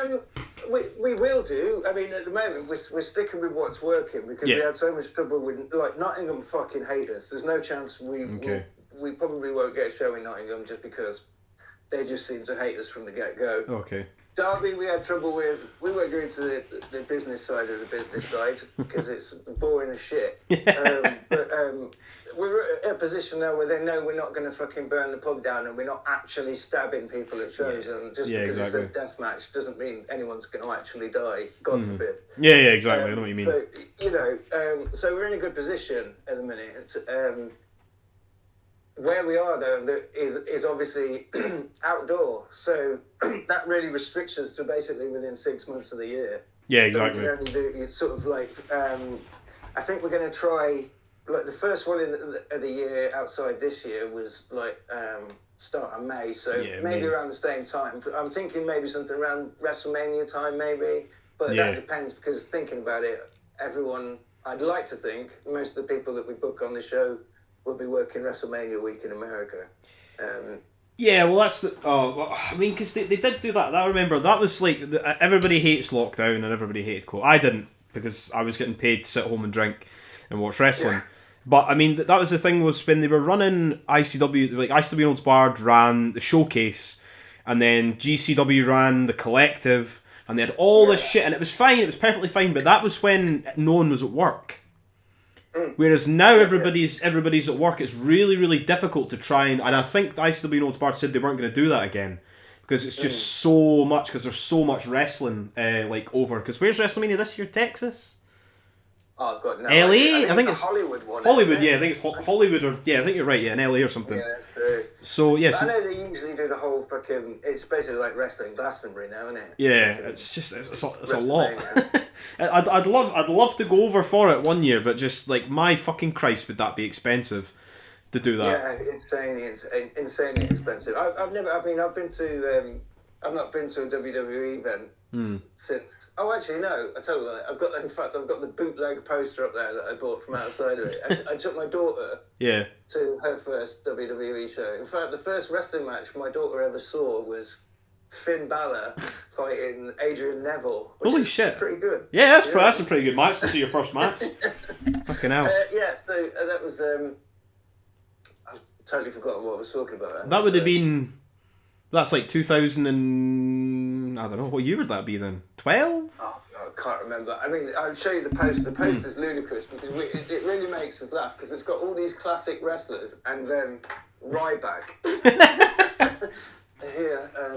Oh yeah, Cena, Ryback. So, okay. Everybody is literally a champion on there, apart from Ryback. Apart from this lad here. But he signed it, so it's all right. Yeah, it was so genuinely signed. That would have been, if I'm thinking of, that would have been like 2013 then, because that's when Punk would have been there and Ryback had a rivalry with Punk. Why do I know these pointless things in my brain that mean absolutely nothing? Don't worry about it. This is what I'm saying. I think you're not alone, especially when you're talking to us lot. Yeah. You can talk to. It's like I'm saying, if the majority of the things I talk to my friends at wrestling about isn't wrestling related. Yeah. So I've sorted out. I've no, that's cool. PS2 stand. No, that's it, man. What was it? Just computer games and shit like that. Yeah, no, I'm the same. I mean, I've like not played anything for a while. The last thing I replayed was I replayed Resident Evil 2, the remake. But I love Resident Evil. They're my favourite games, but they're terrible as well. They're not terrible, but I mean like they're camp and shit. They're like crap hot, but the games are fun themselves and item management and shit. Camp and shit, mate. I mean, I'm in the fucking wrestling business. Oh yeah, exactly. It's like same like Metal Gear Solid. The storylines are ridiculous and stupid and over the top, but it's fun. Yeah, that's the whole point. Yeah, you don't want it. I mean, you can watch EastEnders if you like. Yeah, but it'd be shit as well. Yeah, but it's thick. So it's there. But what was I going to say? Oh yeah, that's what I was going to do. It's like the names of these shows, right? So the three ones that we've got. Who's naming these shows? Is it you or Fletch, right? So we've got the one at the Vine. Obviously, the first two ones had names. There was Death Comes to Derby, and then there's Cold November Pain. So the first Vines one is on IWTV is Fight to Survive. That makes sense because that's when after all the sort of shows had been shut down and things like that. And then you've come back, Fight to Survive. I think that's kind of also in this Kumite song. Also the name of the Kumite, the Kumite thing. Yeah, that's because I was thinking if like Akira would be great in Kumite. As soon as we announced that we were a thing, he immediately got in touch. Yeah, Akira's great. And said that we should make him our king. I'd like to see a match with him. I mean, maybe that'll happen. In February. Are you guys going to be doing anything? Are you guys going to be coming down to the shows in February? Yeah, we'll be there in some capacity, even if it's just watching. I would imagine. Yeah. I'm not sure. Fletch, Yes. Yes. We'll be there. Some of us will be there. Okay, that's fine. I've just got a dog in the last couple of days. Okay. Week. So I need to look after the I know dog. it's not till February, but it depends if I can find someone to look after the dog. I was trying to convince my partner to come with me, but she was having none of it. She was like, thought the idea of spending the night in the hotel with me and Fletch and Joe and everyone was appalling. So, if she doesn't come, then I might come. I told her Larry Legend was going to be there, so she said that she wanted to go. Well, that's the thing is like this has got nothing on ICW Notes Barred or anything because I love them. They're probably one of my favourite companies in the whole world. It's like when they announced that like Struggles and Larry Legend are coming over, I was like, oh yeah, that'll be cool. But I was like, so they're gonna have Struggles over. I was like, I assume they're gonna want him to do commentary because he's a commentator. Yeah. Have you been to Iger Studios before? I have, yeah. Where the fuck's he gonna do commentary in that building? I haven't got a because I was like, where's he gonna fighter in there as well? That building is so fucking small, but I can understand why they would use it because it's like it keeps everything all in Leeds. And they've obviously used that building before and everything, but like fuck me, that'll be a tight squeeze for that. But where's he gonna do commentary? It seems a bit strange, but no idea. I've got no idea. I mean, the thing is that venue's great because it's tiny and it's great for a Rise show because you get 100 people in there and it's packed and it's an amazing atmosphere. But doing ICW, like a televised ICW event in there, oh dear, like the extra like equipment alone. And I think are they doing Pit Fighter in there? They're doing so it's Friday to Sunday. Friday's Pit Fighter. Saturday afternoon at Iger's Rise, Saturday night at Iger as ICW, and then I assume ICW versus Rise is on the Sunday at that warehouse building that me and you went to. Yes, yeah. So sorry, just plugging my phone in. Yeah, that's cool. I mean, it's gonna be interesting. It's gonna be very up close and personal, especially if they've got a cage in there. If they're doing Pit Fighter in there, that's gonna be wild in there. It's gonna be a fucking. It's gonna be just such a. But the thing is, like I remember were you at Games of Death too? I was. Yes. Because that was like oversold. There must have been over 200 people there for that.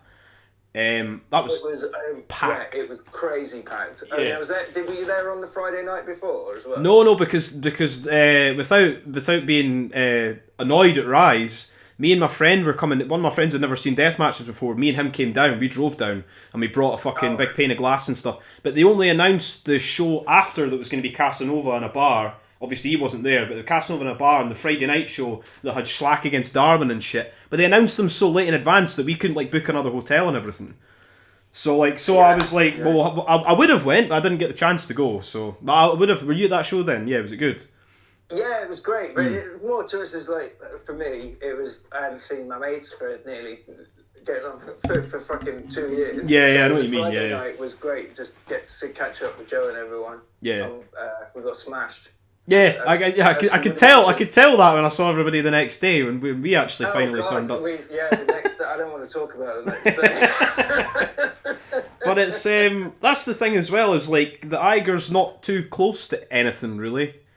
No, it's quite a long, drunk, bleak, dark walk into the city centre if you don't get an Uber. Yeah, if you don't get an Uber, yeah. So yeah, I haven't got a clue. I like there's a bridge that had like chav fuck written on it. that'd be a good name for a tag team. Or something like that. Chav fuck a quick. Like, what was going to say? Maybe one of our shows we could call it Chav fuck on IWTV. That was it, isn't it? We're still talking about... That's what I was going to say. So obviously, Fight to Survive, the one in the hottest day of the year, where I fucking lost my wallet and everything the next day, in Derby train station of all places. It was called Return of the Death Wolf, which is fine, because Joe's come back. And then the last one, and I don't know who the fuck's named it this, and I can't even find the bit of paper that I had written down, it was called Blood and Thunder. Yeah. Was that an actual... did somebody call it that? Yeah. That is actually what the show's called. Okay. For some reason, they've listed it by the date on the TV. Yeah, I was like, who... Because I was looking at it, I was like, I should have fucking read that somewhere, but I couldn't remember. Because obviously that's like a reference to that terrible Thor movie. No, is it not? What's a reference to then? It's a Mastodon song. Ah, okay. I thought it was... It's the song about slaying a giant whale. The fear of being slayed by a giant whale yourself. I see. The eternal struggle between man and beast.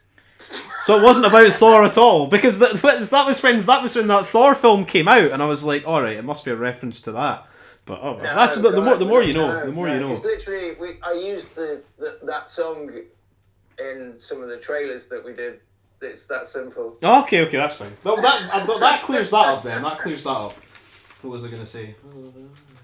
Oh yeah, so I was going through to try and find some like other stuff for like Kumite, and I went back and said, so do you think that guys will maybe have Casanova over as well for some no ring stuff? Because I mean, he's probably the sort of godfather, forefather of sort of no ring stuff. Yeah, definitely. As soon as we can make it happen, then we will do. Yeah, perfect. Cass is amazing. Cass is a great guy. Spent a bit of time with him, and he's when we first started, and we started as a no ring sort of thing. He was full of advice and whatnot. So he's a great person to sort of like, go to with like, what the fuck do we do? What do we do in this situation? Yeah, because he's done it. I always like to say to Fletch when we're booking shows, what would Cass do? That's good though, man. No, I mean, I'm enjoying, because I assume for the next show that you guys do, whenever it'll be, hopefully this year, but next year, I assume we're going to get Darko versus Joe for the belt. I would assume. That's the next. That's the plan. Yeah. That's the plan for the next show, whenever it may be. Yeah, that's perfect, man. Yeah. No, I mean, hopefully, if you guys do another one, I'll transverse the horrible. Well, that's the only thing though I did hear, and this is going to mean absolutely means nothing to anybody that isn't from the UK. Apparently, and for up here, ScotRail are meant to be having a rail strike every Friday and Saturday in the month of December. Oh, amazing! So that would be great. It's probably not going to be in December, to be honest. It's too late for us to sort anything out now. Yeah. So it's likely to be in the new year. But then obviously February time, it's going to be Rise and ICW, so there's no point doing it around then because nobody will have any money because it's all the same people that go to the show. I mean, to be fair, when I was sitting there expecting the ticket prices, I didn't expect them to be that cheap. For four shows and like fucking, 7, 8, 9 American talent, I mean, still including like Struggles, Demanto and Legend, that's pretty fucking cheap for 4 shows, you know what I mean? Yeah, it was great, and it's you've got to jump on that chance because you never know when you're going to get to see this sort of thing over here again. Well, this is like it's like a golden age of deathmatch wrestling to a degree. So jump on it. Anything that you can see, go. Yeah, exactly. Go and do it. That's the key. Yeah, definitely. You never know. It's the same as anything. You never know how long this is going to last. Yeah, that's true. You just have to try and ride the fucking wave of blood and violence, and everybody sort of comes along with it. To be honest, you might get shot in the face tomorrow. I might. I mean, I do work in Edinburgh for my sins, so that could happen at any point. Really, it's not as nice as everybody makes it out to be. But what was I going to say? So I was going to say, you guys got any new merch or stuff that you're going to be bringing out? We will do at some point once we've sold the rest of. We've got a handful of t-shirts left. The very one that you're wearing there. Oh yeah, I've got that. Yeah, I've got the lovely Kumite t. Always wash them inside out. Say that for any t-shirt, any deathmatch t-shirt that anybody has, it makes it life easier. The only thing I will say to you is, and I don't know if I'll definitely 100% buy one if you just make one, is make a fucking Tammy hat. Yeah, we will do at some point. It's all about, because we have, again, we won't talk about the real life business. Because that's boring. Yeah. But we basically had to recoup some money from having shows cancelled and shit like that. Yeah, I know what you mean, man. Yeah, we will do. I mean, we've got stickers and t-shirts, and we sell off like gimmicks and props and people used to hate me for that, was the fact I said props, gimmicks and weapons. It's just as bad. It's like I for me watching wrestling as long as I have, and even just for anything, me calling things in the house a gimmick, saying like past that gimmick, and my girlfriend have no fucking clue what I'm talking about. Things like that. Yeah, it's funny. Like Joe, for example, like one of my best mates, Matt, met Joe a couple of years ago. Yeah. And everything's a gimmick to Joe. Yep. Pass me the gimmick. Yeah. And like it's just a lot of, especially Joe's from like that tail end of sort of people that were doing that. Yeah. Ironically, I'm quite good. I'm very good friends with Rene Dupree. Oh, I don't know if we've talked about this before. I think you might have said something about Rene Dupree, who was the youngest champion in WWE for a while until somebody. Tyler Bate, I think it was. Oh, it was the stupid fucking. It was Braun Strowman and that child won the tag team titles. Oh god, yeah. I was like, why would you do that to La Resistance? I loved La Resistance. I was a big mark for them because Renee would have been like 19, 18 or something when he was there with Sylvain Grognon. He's again, wrestling is such a small fucking world. Yeah. But Ren is a very, very good friend of ours. I haven't seen him for a while, but at one point he was staying here at our house for like a few months at a time. Right? Oh, really? Fucking hell, that's cool. I could tell you some stories about Ren, but I won't tell them on the internet. No, that's cool. But fucking hell, so is he? But He's everything's a gimmick to him. Like literally every other word is like, brother, you got a gimmick, brother. Well, like, literally, what are you talking about, Ren? Gimmick, brother. Yeah. Brother. Yeah, but that's the thing was like if you're around people who talk like that all the time and all you do is watch wrestling, consume wrestling, eventually it does come part of your lexicon where you're trying to say. Yeah, it does. That's true. It's when you catch yourself. So I mean, like, I've been doing it, like I say, the best part of 10 years, and I catch myself saying things sometimes, and I'm like, you sound like such a dick. Yeah. In the nicest possible way. Yeah. When you catch yourself and you're like, oh yeah, and then it's funnier doing it when no one knows what you're talking about. In situations where no one knows. Yeah, talk about a shoot job or something like that. Oh, I wouldn't. I saw that. That was a fucking one of the GCW shows, and fucking some cunt held up a sign and said, "I've quit my shoot job for this." I was like, don't be saying things like that. Don't be fans saying that. Reaction to that, and it's pretty much the same as mine. Yeah, they're not your words. No, but that's what I'm saying. Though, it's like they're not as like it's like even for me saying gimmick. Maybe I shouldn't even be saying that in the grand scheme of things. But like, if somebody held up a sign saying I've quit my job, that's fine. Don't say quit your shoot job. That's just terrible. Yeah, because that's just your job. Because unless he's booked on the show. Was he a wrestler that was booked on the show? If not, it makes no fucking sense. It doesn't make sense. Who cares? Yeah. For one, who gives a fuck? Yeah, exactly. You made yourself look like a fucking a prick by using a wrestling buzzword. But yeah, I hate. I don't hate wrestling fans at all. I wasn't going to say I hate wrestling fans. I hate wrestling fans. I don't hate all wrestling fans, but I do hate. No, I don't hate all wrestling. I can't say wrestling. They pay the mortgage and whatnot. Yeah, exactly. No, but that's the thing. It's certain groups of people that think that they know all the backstage shit, and I hate all that. Why would you want to know that? Why would you want to know? It's like it's the same to me as people who sort of share pictures of films that aren't finished yet, like all that shit with like when there's a new Spider-Man film coming out or whatever. People ruin it for themselves by looking at pictures of it on the set and go, "Oh, this looks rubbish."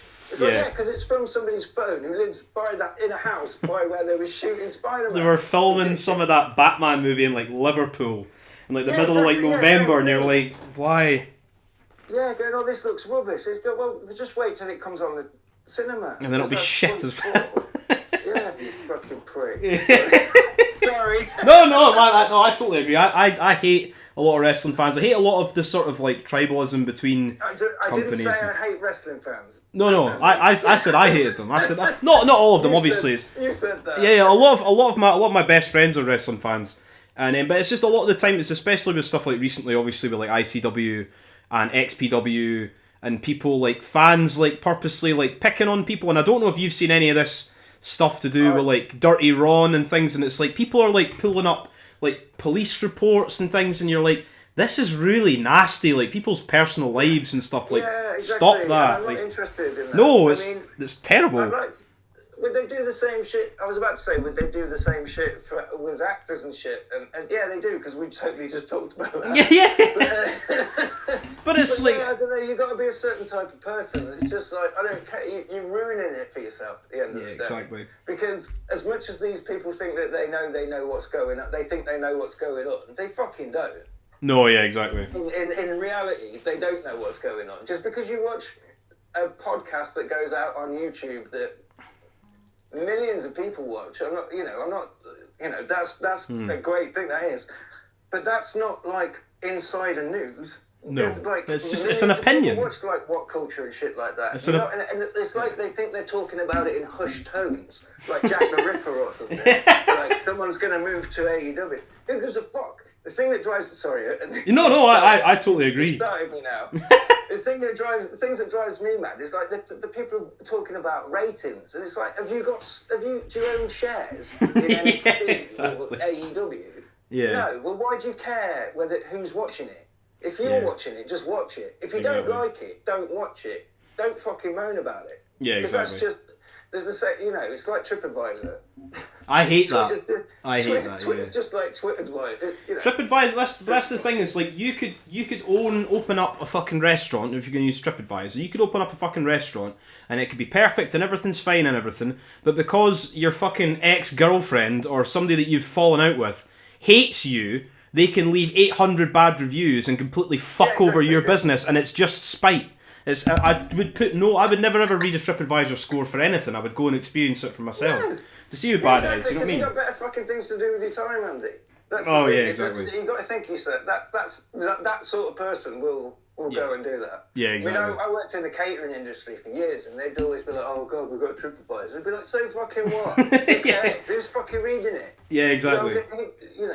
Who gives a fuck? At the end of the day. No, I totally agree with that, man. I've worked in fucking hospitality and things for years and years, and it makes everybody's life. But it's funny when everybody gets all stressed about it and you don't care. You're like, just calm the fuck down. Get stressed about things that they just really don't matter. Yeah, exactly. Man. Which What was I going to say? I'll just quickly go over some horror movies, and then I will need to go before my missus gets home. Yeah, cool. I realised as well, we didn't even finish the wall thing, the faces on the wall. Oh, the faces. Oh, yeah. Fuck it. Thing to the Undertaker. I didn't mention Cactus Jack. Cactus Jack. Oh, would you put them two on it? That's what I was going to say. Yeah, that's it now. That's it. Well, say would your deathmatch one be like different though? Because my deathmatch one would be a lot like more like a lot of people would put things like Onita, Cactus, all this sort of shit on a deathmatch one. For mine, it'd be a lot more like modern, quote unquote, modern sort of deathmatch people. Yeah, probably. I mean, Cactus Jack and Terry Funk. That was. I loved that shit when I was a kid, and I love it now. Yeah. Excuse me. Terrible windy pops. From no, it's alright. It's for the lager. But I love people like Akira. Akira's amazing because he's not just a deathmatch wrestler. He does some crazy shit, and the whole. I can't remember. There's one match in particular. I can't remember who it was with, but the whole putting the art back into deathmatch wrestling, where it's not just some fat dudes glassing each other in a pub. Yeah. Do you know what I mean? But the thing is, they made the whole match was jumping about with light tubes in their hands, and nobody broke a light tube for about 5 minutes. Yeah. And it was all about the dodge. Do you know what I mean? Putting the storytelling into it, because like we said 1,000 times, it's still wrestling. It's still storytelling. And it can't just be bish, bish, bish, bish, bish all the time. But then again, I will say that I'd sometimes quite like matches where it's two fat guys that are glassing each other in a pub. I do think that. I do think that. I mean, that is its place. That is kind of what it is as well. Yeah. Because I do like that. Because a lot of people were saying like stuff like they wanted to get away from like hack and slash and things like that. But if you go back and watch like IWA Mid-South 2003, 2004 and shit, and there is just like big guys beating some of it is quite entertaining. But you can't have a whole show of just that. Yeah, I understand what you mean. Yeah, I mean, if you talk to Darko, which I'm assuming you probably will do at some point. Last time he stayed around here, he spent 2 hours showing us the worst wrestling matches he could ever find. And he showed us some absolute bangers. I've spoken to Darko. He's your man. I've spoken to Darko, but I've not edited it yet. But it'll be up. Oh, you've already done it. Yeah, I've already done it. Yeah, I'm trying to get as many people in as humanly possible. But yeah, I've spoken to him, but I just need to edit it. And then that'll be probably up like the day before yours or something. I'm gonna try and get these like things out relatively quickly. But then again, for me, my missus were meant to go away down to Manchester to see some fucking woman that she wanted to go and see singing for her birthday. And then last minute she was like, "Oh, I've cancelled the tickets for it." I was like, "Oh, why?" And she's like, "Oh, I think we should just book like a last minute, really cheap weekend away to Budapest this weekend." I was like, "What?" I was like, "You joke?" But I mean, it's cheap. It's cheaper than going to Manchester. But I was like, I don't really want to be in fucking because this weekend's the big weekend. It's NGI, XPW, NHB are all running the Saturday, and I'd quite like to be in the country for that. Yeah. But like, so I don't know. But I'll try and upload them before I have to fucking go away for no reason for a weekend, which I can't really be arsed doing. But it's fine. I won't see. I don't know if anybody in wrestling ever cares or ever likes Columbo, but he's one of my favourite fucking I love Columbo. I love Columbo. He's fucking great. But there's a statue of Columbo in Budapest with his dogs. I want to go and see that if I do anything when Oh, I'm mate, there. you guys do that then? With his dogs as well? It's like a statue of him standing there, sort of scratching his head with a cigar, and like his dog. It's like a sort of like goldy. What do you like? What's the word? Like copper statues of him just standing there, and his dog's like on the ground. I just want to go and see that. But I don't know. Fabulous. What does it say? Does the plaque say just one more thing? I hope so. I don't know if it has a plaque. I want to see because honestly, I'll just get it for 2 seconds for the sake of it. So this is all 69 episodes of Columbo in a big DVD amazing thing. But yeah, but it's a sad hobby liking Columbo, but it's the sort of thing that people. I collect. I've got a horrendous amount of DVDs and Blu-rays, mate. like I say, yeah. What was I going to say? Yeah, that looks pretty cool. It looks like it's in a cigar box as well. It's the thing is I've got a video of this on YouTube because this one's terrible. It is in a cigar box, but you get like a big one that's like about this size that's got all the seasons individually labelled. But for this, and I'll show you so you like DVDs and things like that, if you can see how badly packaged this is. None of the season. Yeah, that's like I've got a couple like that. In fact, my Fast and Furious box set's like that. Oh man, but it's like none of the seasons are in order, and there's not like an episode list, and you're like, so I want to watch fucking blah blah blah from season what? I shouldn't have to look up the fucking seasons on Wikipedia if I own the whole. I'm quite into 80s cartoons in particular. I'm really into Gem and the Holograms. I don't know what that is, but I'll look it up though. Yeah, it's an 80s cartoon about a girl who just look it up. It's really It's the most 80s thing. I'm gonna write it on my phone. Excuse me. I've got a box set of that with no listings. So it's the same thing. Yeah. Every time I want to watch a particular episode, I have to Google it. You shouldn't if you own every single piece of like media. If they've released a collection, you shouldn't have to fucking look it up online what the episodes are called. It's pathetic. This is it. Yeah, Gem and the Holograms. It's about a band. There's a girl called Jenna, and she's got a magic earring that's linked to a robot called Synergy that turns her and her mates into a hologram rock band. Every episode is them basically trying not to be killed by their rival band who are called the Misfits. Oh my god! Did that get a cease and desist from the actual band, the Misfits? No, it didn't. No, that's good. Surprisingly enough. But yeah, there's episodes on YouTube. But look it up. I will do. What was I going to say? But just before I go, just put if you've got 3. You don't have to pick 3, but you've got like 3 sort of favourite horror films or horror films you'd recommend that maybe people might not have seen, as opposed to, because everybody's got their class. I mean, my favourite film, I don't even know if you'd like it, which is The House That Jack Built. I don't know if you've ever seen that. We spoke about this when I saw you at Rise. Yeah. I've not actually seen it yet, so it's actually it's on my list of stuff because you said to me about it last week when I saw it. It sounds more like it would probably be a film that Fletch would have watched. Yeah, it probably has. I would imagine. I mean, I like my horror. God, that's a really difficult question.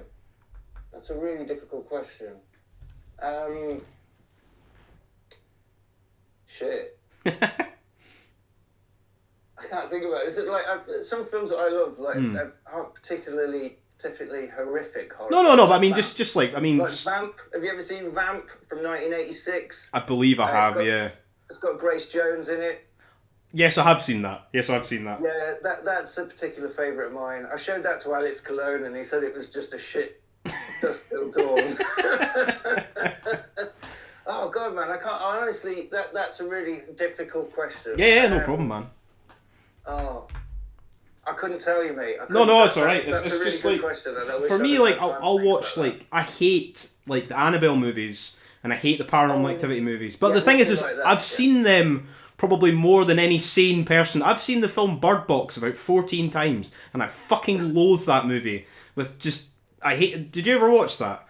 Bird Box. No, is that the one with Sandra Bullock? Yes, I hate her. Yeah. I hate her with a passion. But not that she's done anything to me personally, but just the movies that she's in, I just don't really like her as an actress. But it was like during the lockdown that came out, and like none of it's in order. It's like they do it in like flashbacks and flash forwards, But all the characters that get introduced, you're like, oh, well, they're obviously going to die then, because I've already seen what's happened afterwards. And then they do all die, and you're like, oh.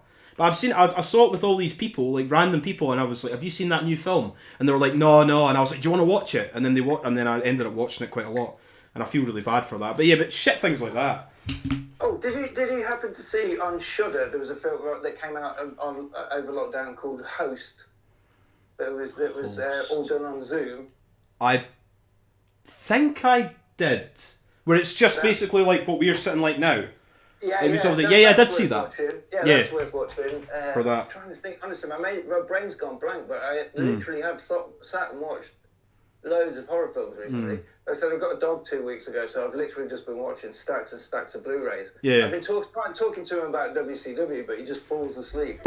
Doesn't give a shit about Vampiro. Well, he was in XPW. I don't know if you saw that last weekend. Yeah. I've not seen. There was on that show. I've not actually seen the show. It's okay. The card, it had Psychosis on it as well, didn't it? He wasn't there.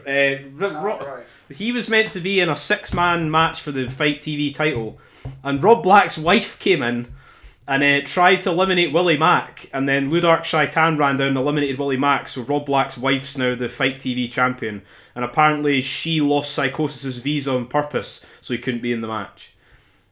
Right. so that's something. Did you ever find out who that person was who appeared in the dark at that 7-hour-long show? No, that wasn't the 7-hour-long show. That was the ladder match one, wasn't it? Oh yeah, for that fucking hell, I can't remember. But yeah, but the show's okay. There's a couple of good matches. There's a scary bit where Sawyer Wreck gets a fucking not Sawyer Wreck, sorry, Sage Sin gets a skewer stuck in her arm, and I was like, holy fuck. I was like, Jesus fuck, that was cool.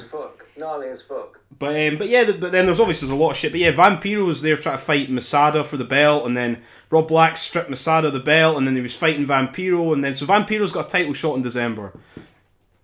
See Vampiro. It's bonkers. I mean, XPW was bonkers in the 90s anyway. Yeah, definitely. It looks like an absolute car crash. When you're watching it. It's bizarre. That one that was on for 7 hours, I was texting Joe back and forth when he was on. I was like, what fucking time when are you on? I've got no idea. It was. And he's reporting back to me about the whole show, like, falling apart. It was just, for me, I think it was like they would do a death match, and obviously you've got to have a little bit of clean-up. But they'd have a death match with like 400 fucking light tubes, and then there'd be one man with a broom slowly going like that. That one, yeah, that was that show with the tiny broom. Then some fans got out and cleaned it up. And it's just like, for the amount of money that Rob Black has and the amount of talent he's able to fly in and everything, you could at least hire a few fucking guys with brooms to sweep the ring. You know, it's absolutely ludicrous. Yeah, absolutely ludicrous. But that was the one where they hung up the belt and it just basically sagged, wasn't it? Because the main event was a ladder match, and you could just reach up and grab it. But you didn't even think about that. That's like the main event. It's good though. Like, it's just like, it's one of these things where it's so like ridiculous that it's back, and the sort of like heat and the level of hatred a lot of people have for it. But a lot of people absolutely love XPW. Like Drake fucking Younger came back on that show. I'm like, who put his Deathmatch Wrestling on his back? I mean, he's got fucking these ridiculous sort of opinions and political stances and everything, but he was Deathmatch Wrestling for a good few years in the mid-2000s. To see him back's insane. I'd never ever thought I'd ever see him in a fucking ring again doing glass and light tubes and stuff. Yeah, I mean, I don't really get where the guys go for with this whole going against ICW and shit like that. That just seems fucking stupid. I don't know. I think it's just a bit of like needless drama to just make people on Twitter and that get angry and pick sides. Well, it's pathetic. Is it a work? Is it, you know? I don't know. That's it. That's the joy of wrestling. That's true, man. But fuck it. But anyway, I'll let you go just now, man. And then it's been a pleasure to speak to you. But then I'll try and edit it, and then I'll put it up at some point this week. Before I have to. I'm sorry I didn't answer anything. Man, honestly, it's been good because this is what I want. This is what I want from like a podcast thing. Is just to like go in and out of conversations and just like ramble about stuff, because it's obviously wrestling, like most podcasts and stuff, they're so regimented, and interviews and things are so regimented with questions and that. It's better to just have something like that. You know what I mean? Yeah, totally. But then, but yeah, I'll need to. Always get to ask the same fucking questions. Yeah, exactly. So it's nice to not. Yeah, exactly, man. Because I'm aware that a lot of people who have, like yourself and Joe and Thorne and stuff, there's only so many times where people are like asking them pointless questions.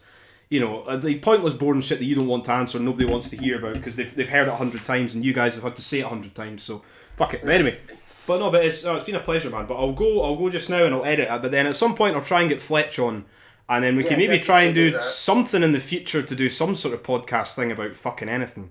Oh yeah, well if you want, check out our old podcast we used to do. Yeah, Super Tat Film Club. Super fat, yeah. No, Tat. Tat. Oh, super. That's right. Super Tat Film Club. Super Tat Film Club. It's on Spotify and all that jazz. Perfect. But we do like. If you like obscure 80s films and shit like that, you'll enjoy it. I mean, there's still it's funny. It's just funny. It's genuinely funny. The last episode we did, we had guests on and stuff a few times. And the last episode that actually is me and Darko talking about Suburban Commando. Which I have seen, I'm sure. Is there two? Yeah. Is there a second one? No, there's only one. Well, there might be a second one. I don't know. Second one, yeah, for Suburban Commando.